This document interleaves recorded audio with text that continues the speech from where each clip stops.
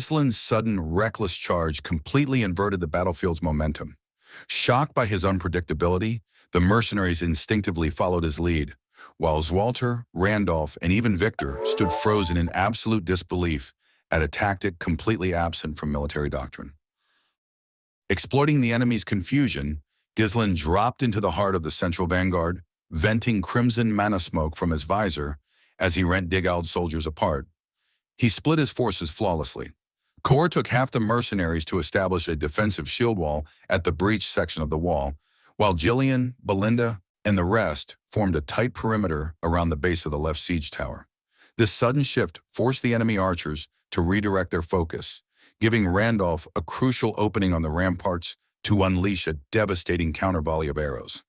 Leaving his mercenaries to hold the perimeter, Gislin advanced alone toward the swarming mouth of the siege tower.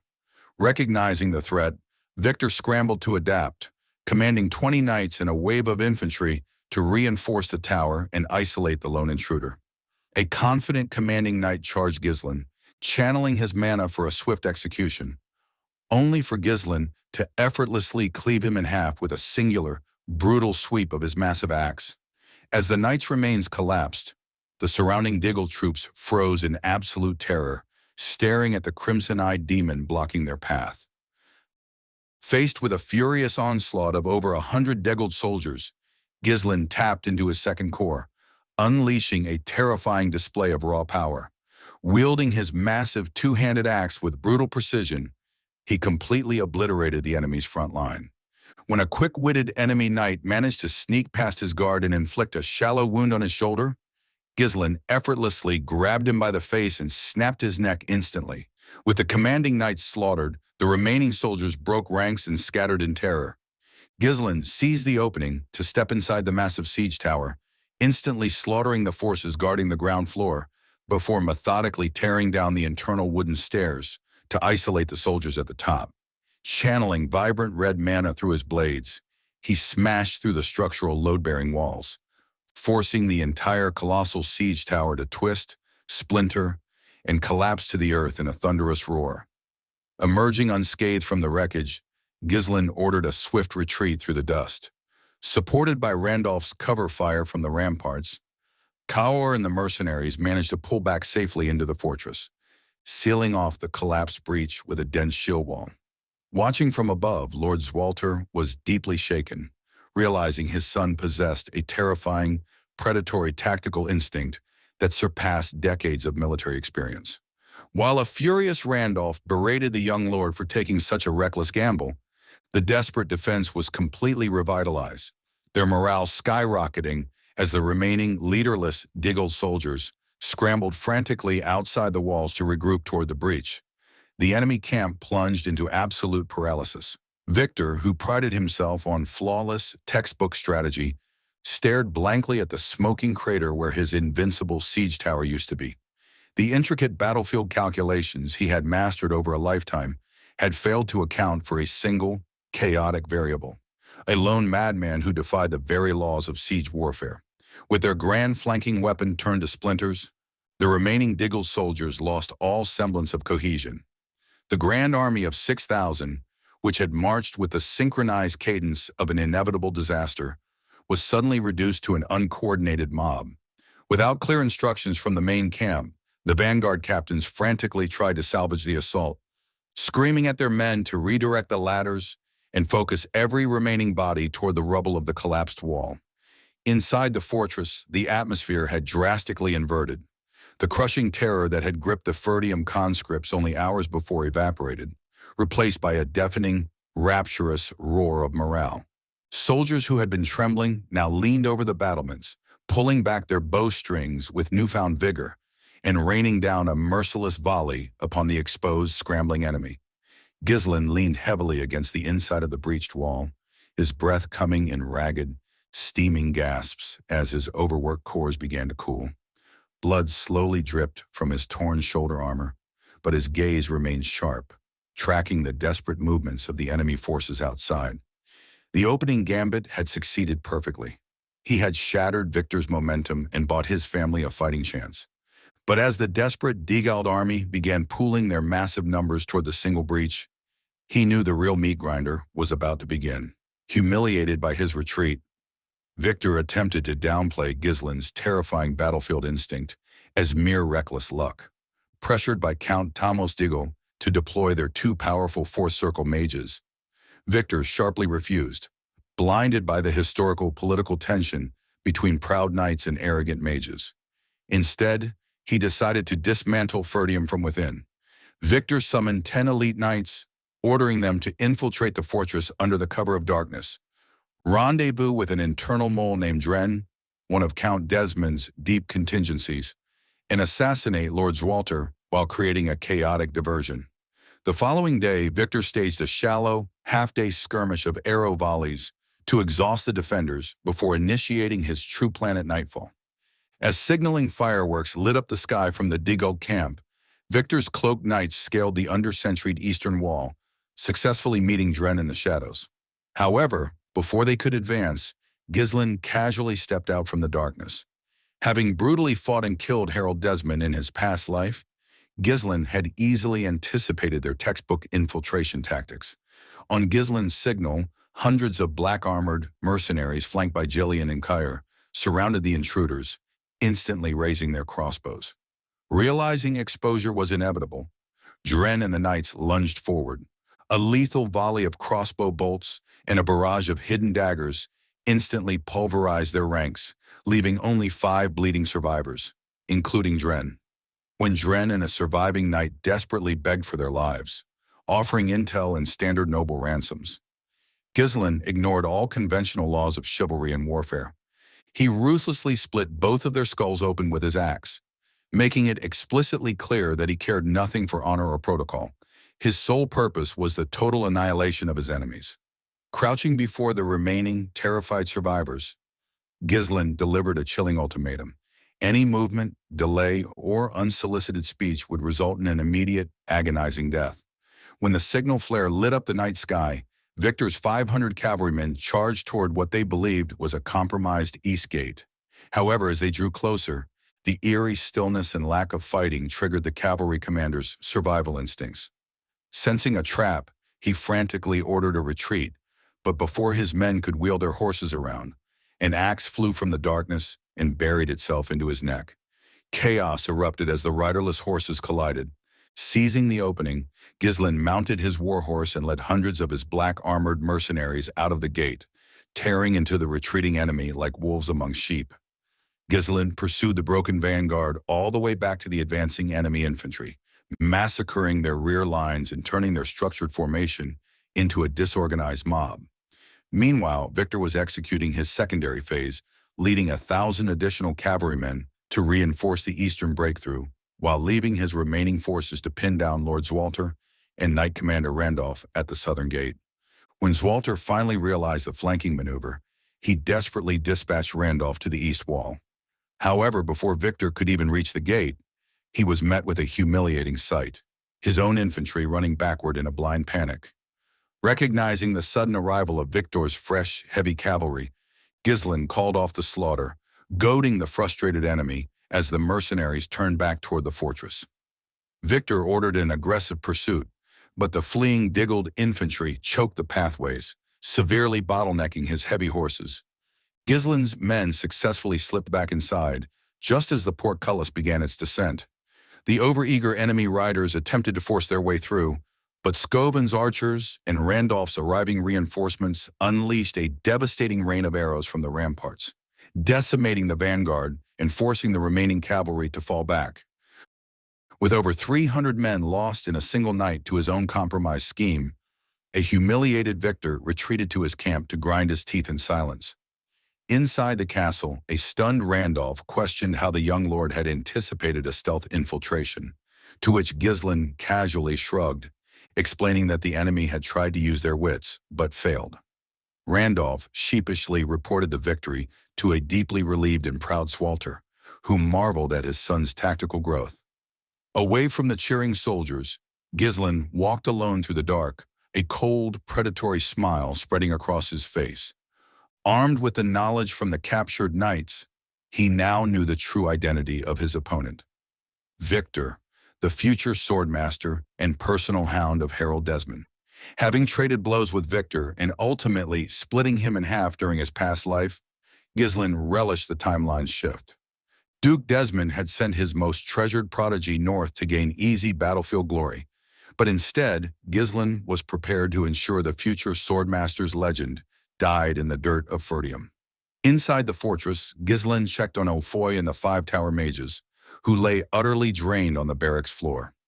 It was their collective, large-scale detection spell that had mapped out Victor's movements, though cramming dozens of distinct mental viewpoints into their minds simultaneously had pushed them to the brink of collapse. Leaving them to recover, Ghislaine pulled Vanessa aside to the watchtower, comforting her before addressing her lingering shock over the brutal reality of war. When Vanessa tentatively questioned if there was another way to win without the terrifying trap Ghislaine had prepared, he laid out the grim mathematics of the siege. If Victor split his forces, Ferdium could pick them apart using home turf advantage. But if Victor stayed unified and cautious, a head-on clash would mean the near-total destruction of the Ferdium estate. Resolute, Ghislaine demanded her compliance, making it clear that between the two armies, Ferdium had to be the one to survive. Stealing her resolve, Vanessa overcame her lifelong despair and explicitly committed to being his weapon.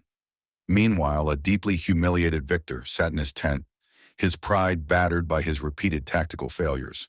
When Count Desmond's two fourth-circle mages, Kalen and Boros, entered to mock his stagnation and pressure him to split his army, Victor sharply shut them down. He recognized that dividing his forces would only allow Ghislaine's lethal black-armored mercenaries to crush a vulnerable wing. Needing a decisive victory to secure his future position as High Commander, Victor laid out a final, unified breakthrough strategy, leveraging the mage's destructive firepower. With supplies running dangerously low, Victor finalized his plans to launch an all-out, overwhelming assault the very next day. Dawn brought no relief to Ferdium. Recognizing that a direct, aggressive assault would incur unnecessary casualties, Victor shifted to a grueling strategy of attrition. He ordered continuous, unified daytime attacks using perfectly fitted mobile ladders, forcing the defenders to expend their rapidly depleting defensive reserves of hot water, molten metal, and ammunition. Then, as night fell, he unleashed his fresh secondary forces to exploit the exhausted garrison, ensuring the soldiers of Ferdium could not secure even a few consecutive hours of sleep. For 3 torturous days and nights, the cycle repeated. While Ghislaine and his black-armored mercenaries fought relentlessly to plug the gaps, the disparity in numbers began to take its toll. Ghislaine himself pushed past the brink of exhaustion to give his men intervals of rest, masking a calculative, patient smile beneath his armor as he noted Victor's predictable pacing. By the 5th day, the garrison was fractured. Reports flooded into Lord Zwalter confirming that they had completely run out of arrows and structural defense materials. Accepting that the end was near, Zwalter summoned Ghislaine to the battlements, setting aside his rigid noble pride to deliver a father's raw plea.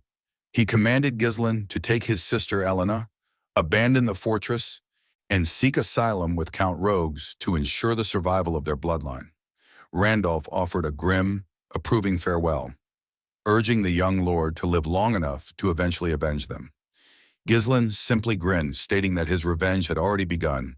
Thud, thud, thud. The thunderous rhythm of the Diggle war drums shattered the moment as the 3 remaining pristine siege towers began their slow, terrifying crawl toward the walls. Victor, noting the total lack of retaliatory arrow fire over the past 24 hours, knew Ferdium supplies were completely dry. Anticipating that Ghislaine's elite, black-armored mercenaries would launch a desperate, suicidal charge through the main gates as a final gamble, Victor strategically positioned his heavy shield-bearers at the center of his vanguard. Flanking him, the fourth-circle mages, Kalen and Boros, readied their destructive magic, waiting to obliterate the counteroffensive the moment the gates cracked open. As the massive Diggle army closed the distance, Ghislaine stepped away from his weeping family and walked down into the courtyard, taking his position among the unwavering mercenaries. He turned his eyes toward the young woman standing beside him. "Vanessa," Ghislaine commanded softly, his voice cutting through the impending doom. "Get ready." Under the absolute secrecy of the black-armored mercenaries, a complex nested array of 7 magic circles was unveiled within the courtyard. Forced onto the perimeter rings by the blades of Gislin's men, Alfoy and the Scarlet Tower mages realized too late that they were caught in a mana transfer ritual. Gislin had bypassed standard casting limitations by placing the raw, volatile flow of their combined mana directly into Vanessa's hands, a technique so profoundly dangerous that a single lapse in mental focus would drain the life force of every mage involved. As the colossal surge of energy flooded her body, Vanessa endured agonizing pressure. Blood seeped from her eyes and nose, and her veins blackened under the strain. Floating in the air, her consciousness flickered on the edge of oblivion, weighed down by a lifetime of perceived failure. Yet, hearing Ghislaine's steady voice calling her name, she recalled her vow to be his strength. Steeling her resolve, she mastered the torrent, freezing the hemorrhage and stabilizing the heavy, suffocating pressure of the mana in the air.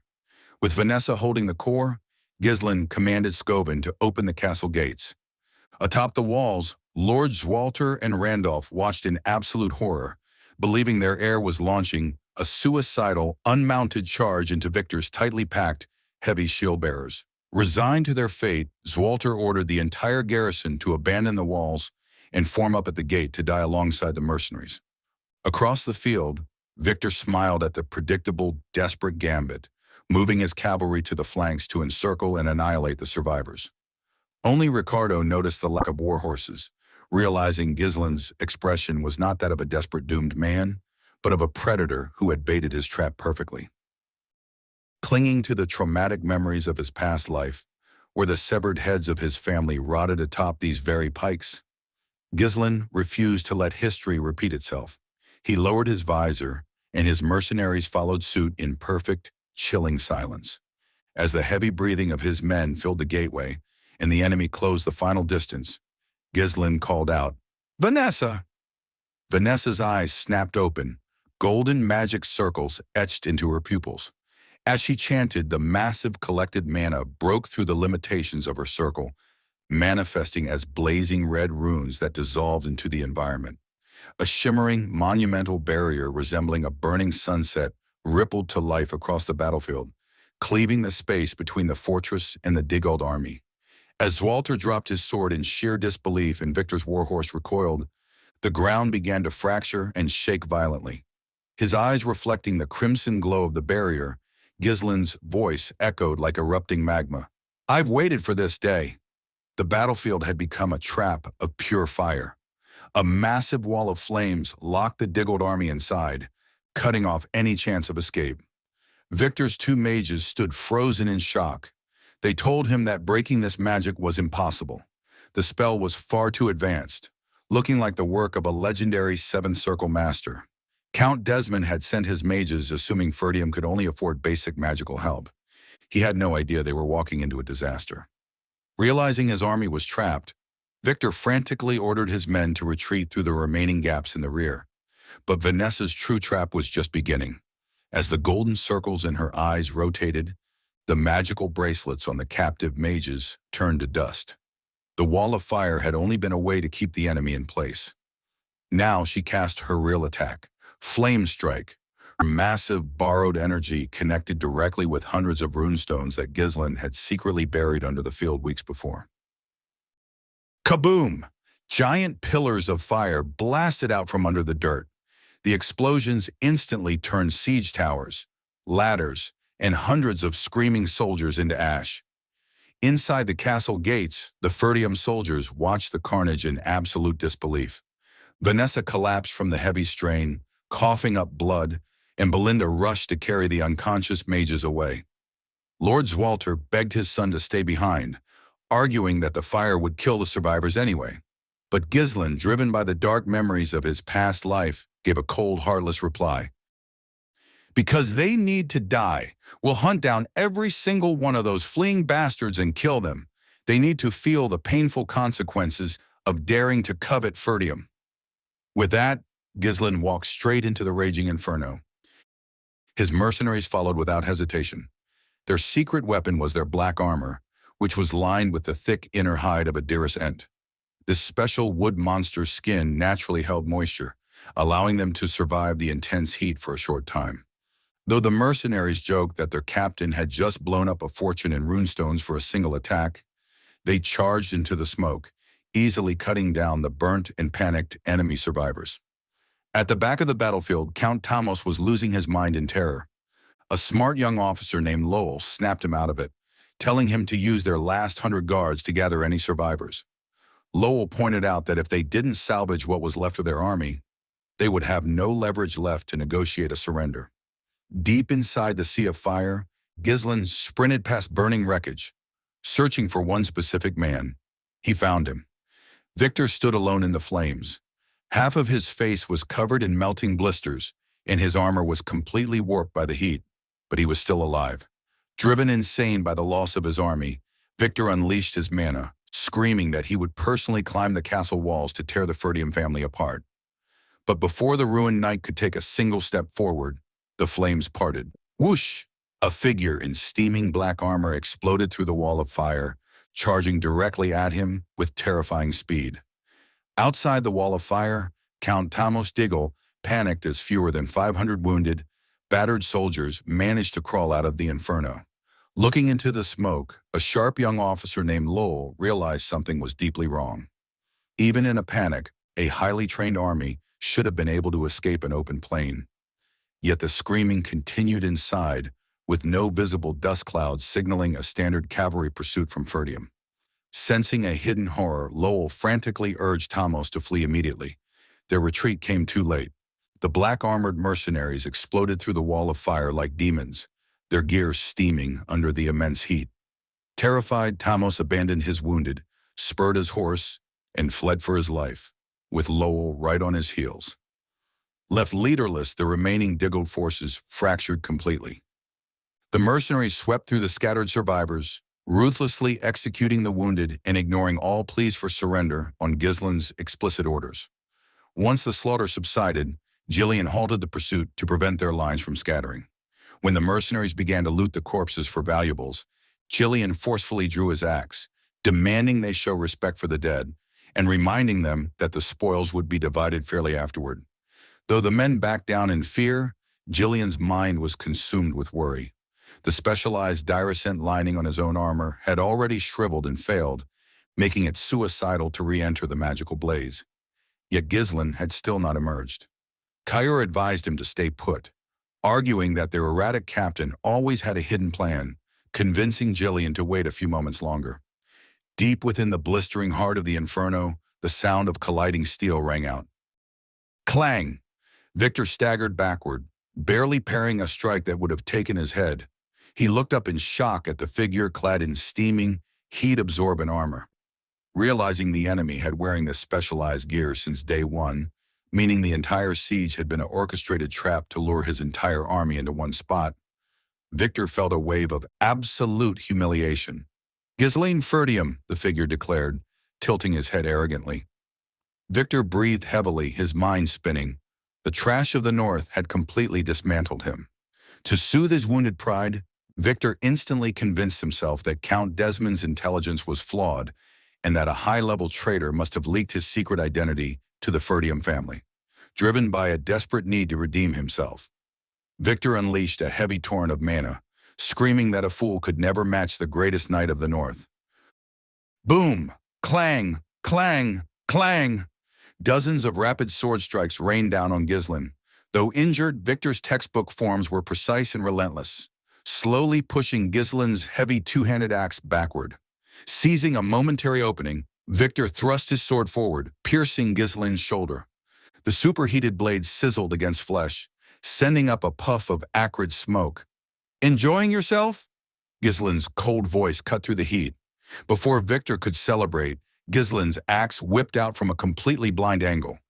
Victor threw himself backward, but the blade ripped open his chest armor, spilling blood across the dirt. Ghislain followed through with a brutal kick to the abdomen, sending Victor tumbling into the ash. As the ruined knight scrambled back to his feet, gasping in disbelief at his opponent's martial prowess, Ghislain deliberately drove his axe into the ground.